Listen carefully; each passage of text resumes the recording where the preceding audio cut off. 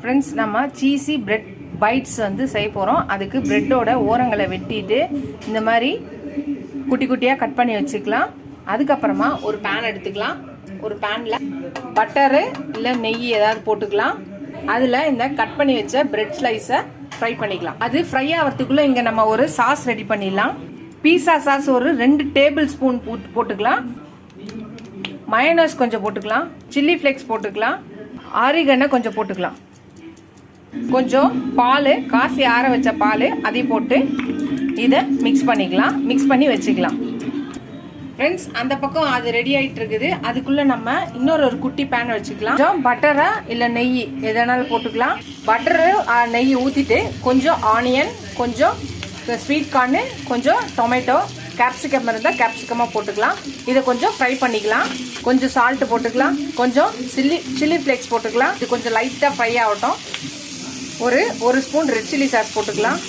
இதையும் அது எல்லாத்தையோடு மிக்ஸ் ஆகிற மாதிரி கொஞ்சம் மிக்ஸ் பண்ணிக்கலாம். ஃப்ரெண்ட்ஸ், இது ஃப்ரை ஆகிடுச்சு. இந்த அடுப்பை ஆஃப் பண்ணிக்கலாம். இப்போ இந்த ப்ரெட் இருக்கு இல்லையா, இந்த அடுப்பை பற்ற வச்சுக்கலாம். இந்த ப்ரெட்டுக்கு மேலே இதை அப்படியே மேலே போட்டுக்கலாம். மிக்ஸ் பண்ணி வச்ச சாஸை இதை அப்படியே மேலே அப்படியே ஊற்றிக்கலாம். கொஞ்சம் சீஸை துருவி வச்சுருக்கேன், அதையும் போட்டுக்கலாம். பன்னீரை கொஞ்சம் கொஞ்சமாக சின்னதாக புட்டு வச்சுருக்கேன், அதையும் மேலே போட்டுக்கலாம். கொஞ்சம் ஆரிகானோ மேலே போட்டுக்கலாம்.